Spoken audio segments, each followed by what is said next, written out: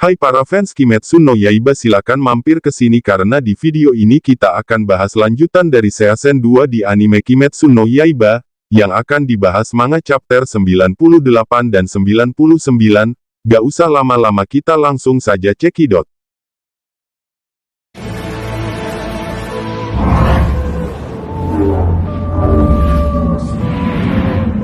Ikukan Mugenjou. Pada awal kita diperlihatkan Akaza yang telah dipanggil masuk ke dalam benteng dimensi tanpa batas oleh iblis yang memegang alat musik biwa yang bernama Nakime, dan dialah yang mengendalikan benteng dimensi tanpa batas melalui petikan alat musik biwanya tersebut. Akaza merasa gerah melihat wanita biwa itu yang terus memetik alat musiknya. Tidak lama setelahnya datang iblis bulan atas peringkat 5 berbentuk guci keramik bermotif bunga yang di dalamnya ada sesosok iblis bernama Kyoko. Gyoko keluar dari dalam gucinya. Dia merasa jika Akaza terlihat murung, setelah terakhir mereka bertemu, sejak 90 tahun yang lalu. Setelah itu datanglah iblis peringkat 4, yang berada di dekat tangga, tidak jauh dari kedua iblis tersebut. Berpenampilan seperti kakek tua bertanduk, mirip seperti Oni, yang bernama Hantengu. Sambil berekspresi ketakutan, Hantengu berkomentar, jika Gyoko lupa cara berhitung, selama para iblis tidak berkumpul, karena yang benar sudah 113 tahun tidak dipanggil oleh Muzen ke dalam benteng dimensi, bukan 90 tahun. Akaza bertanya, kepada wanita biwa, apakah Muzen sama belum datang? Wanita biwa pun menjawab, jika beliau masih belum datang. Akaza kembali bertanya, di manakah iblis bulan atas pertama berada? Karena dia sama sekali tidak kelihatan di sini, Akaza juga menduga tidak mungkin iblis bulan atas tersebut telah mati dengan mudahnya. Tiba-tiba muncullah satu iblis yang memotong pembicaraan Akaza. Sambil bersikap sok ramah, iblis itu tersenyum sambil merangkul Akaza dari belakang dan bertanya, apakah dia tidak ingin menunjukkan perhatianmu padaku? Aku sangat khawatir dengan kalian. Ternyata iblis itu adalah iblis bulan atas peringkat 2 yang bernama Doma. Gyoko yang berada di dekat kedua iblis itu, menyapa Doma yang baru datang tersebut, sambil tersenyum dan melambaikan tangan. Doma menyapa balik dan memuji pot barunya Gyoko. Saat Doma sedang membicarakan pot pemberian Gyoko, saat itu juga Akaza merasa risih dengan sikap sok akrab yang Doma tujukan. Secara mengejutkan Akaza memukul wajah Doma, sampai mulutnya mengeluarkan banyak darah. Para iblis yang di dekat pun pada terkejut. Namun sambil memulihkan wajahnya itu, Doma mencoba membalas perbuatan Akaza, dengan cara meremehkannya secara halus, dengan sebuah pertanyaan. Jadi sedikit lebih kuat semenjak terakhir kali kita bertemu Akaza. Mendengar pertanyaan tersebut, otomatis Akaza menjadi semakin kesal. Namun tiba-tiba, wanita biwa memotong pembicaraan mereka, dan memberitahu jika iblis bulan atas peringkat pertama, sudah sampai di benteng dimensi tanpa batas paling awal, dan dia udah ada di dalam benteng ini sejak tadi. Mendengar hal tersebut Akaza terkejut, dia menoleh dan melihat ruangan di sisi sebelah tempat dia berdiri. Ternyata di dalam ruang tersebut, ada iblis bulan atas peringkat pertama yang sedang duduk, dan telah lama berada di sana, bernama Kokushibo. Iblis bulan atas itu, memberitahu yang lainnya, jika Muzan sama sudah datang. Serentak, tiba-tiba Muzan muncul dan berdiri di atas para iblis bulan atas tersebut. Para iblis bulan atas itu pada terkejut, hanya Kokushibo saja yang menyadari kedatangan Muzan.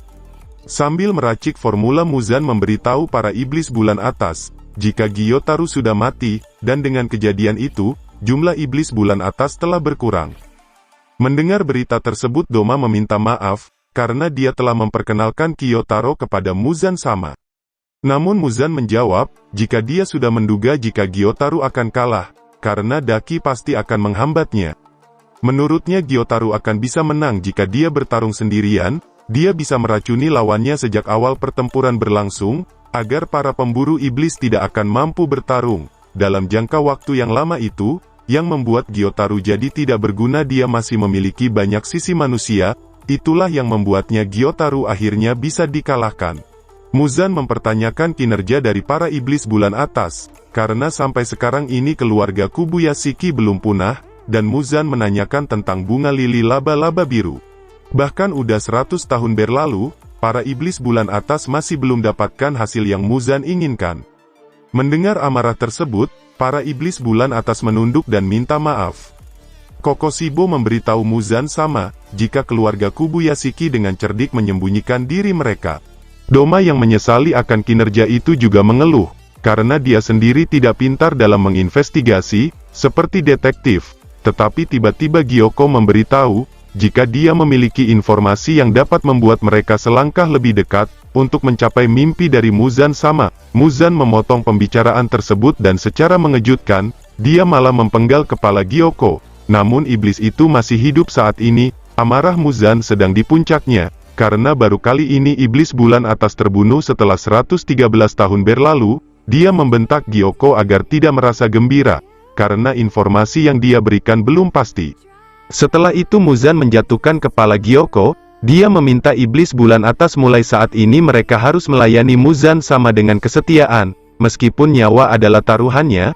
Muzan juga meminta Gyoko untuk memastikan informasi yang dia dapat dan pergi ke lokasi tersebut bersama Hantengu. Setelah memberi misi tersebut, Muzan keluar dari dalam benteng dimensi tanpa batas. Setelah Muzan keluar, Doma menghampiri Gyoko. Dia ingin tahu informasi apa yang dia dapat, karena Doma juga ingin ikut pergi, menjalankan misi tersebut. Secara mengejutkan Akaza langsung menebas kepala Doma dari belakang.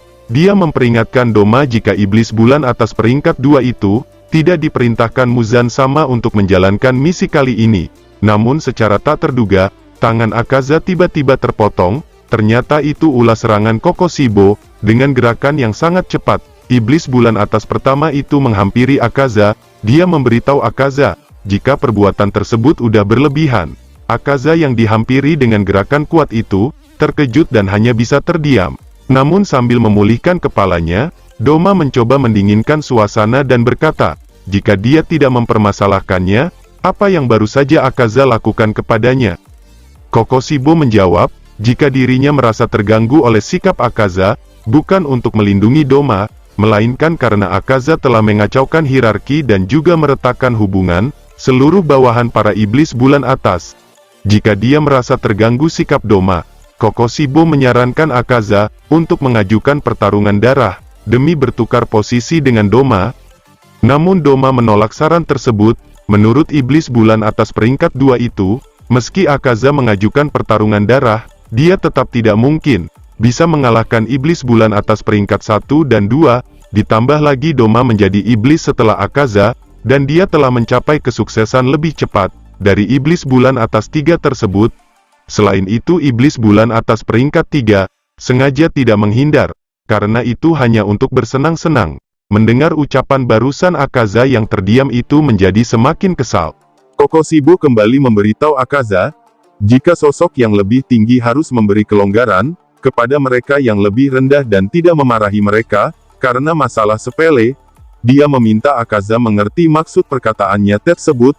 Setelah dimarahi seperti itu Akaza merespon sikap dari Kokoshibo, sambil berkata, jika dia pasti akan membunuh iblis bulan atas peringkat pertama tersebut suatu hari nanti. Setelah kejadian tersebut Kokoshibo pun menjawab semoga beruntung, lalu keluar dari benteng dimensi tanpa batas. Doma kembali mengajak bicara Akaza, dan memintanya tidak terlalu memikirkan tentang apa yang Kokoshibo katakan barusan. Tapi iblis bulan atas 3 itu malah segera pergi dari benteng dimensi tanpa batas. Setelah itu Gyoko meminta wanita Biwa untuk membawanya ke tempat yang dituju bersama dengan Hantengu. Mendengar hal tersebut, Doma kembali meminta untuk ikut dengan kedua iblis tersebut. Akan tetapi dengan petikan alat musiknya, wanita Biwa hanya mengirim Gyoko dan Hantengu saja. Setelah itu Doma juga dikirim balik ke dalam markasnya. Tiba-tiba salah satu pelayan Doma masuk, dan memberitahu jika para pengikut telah datang. Lalu Doma memakai mahkotanya, dan bersiap untuk menyambut tamu yang sudah menunggu. Berpindah ke dalam sudut pandang lain, diperlihatkan ada seseorang pemuda yang mengunjungi kediaman sebuah keluarga. Di sana pemuda tersebut disuguhi teh dan kedua nasi. Pemuda itu menggendong anak dari keluarga tersebut, dan membuat si bayi tertidur.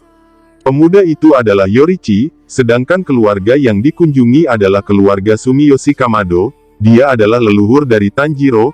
Sumiyoshi berterima kasih kepada Yorichi, karena telah membantu menidurkan anaknya.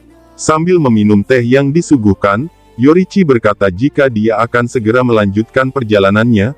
Sumiyoshi meminta Yorichi untuk tidak perlu sungkan terhadapnya, karena sebelumnya Sumiyoshi juga berhutang nyawa kepada Yorichi, dan Sumiyoshi meminta Yorichi bercerita tentang kehidupannya, agar nantinya Sumiyoshi bisa menceritakan kisah tersebut, demi generasi selanjutnya.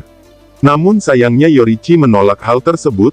Sumiyoshi merasa kasihan kepada nasib yang Yorichi jalani, selain itu dia juga masih belum memiliki keturunan.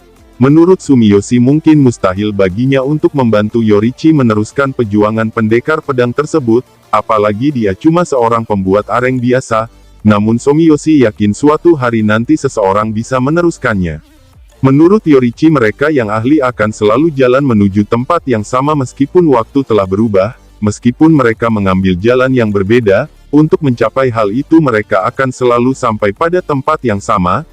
Sambil berdiri dan bersiap melakukan perjalanannya, Yorichi memberitahu Sumiyoshi jika dia bukanlah manusia spesial, karena dia tidak berhasil melindungi apapun yang berharga dalam hidupnya dan dia tidak bisa meraih apa yang harusnya bisa yang dia raih. Sumiyoshi yang melihat hal itu meminta Yorichi untuk berhenti berkata demikian. Setelah itu diperlihatkan Tanjiro membuka matanya, ternyata itu adalah ingatan masa lalu leluhur Tanjiro Kamado yang tersampaikan lewat mimpi Tanjiro. Si Tanjiro yang matanya berkaca-kaca itu sadar diri dan dia berada di dalam sebuah rumah sakit. Tidak lama kemudian Kanao datang dan terkejut melihat Tanjiro akhirnya bisa sadar, sampai-sampai pas bunga yang Kanao bawa dia jatuhkan, karena setelah pertarungan melawan iblis bulan atas Tanjiro tidak sadarkan diri selama 2 bulan, Kanao menghampiri Tanjiro. Dia bersyukur melihat kondisi Tanjiro yang telah membaik. Dan di sini mengakhiri chapter 99. Akan seperti apa kelanjutannya dan petualangan Tanjiro saksikan di video kelanjutannya. Bila ada salah kata kami minta maaf, terima kasih.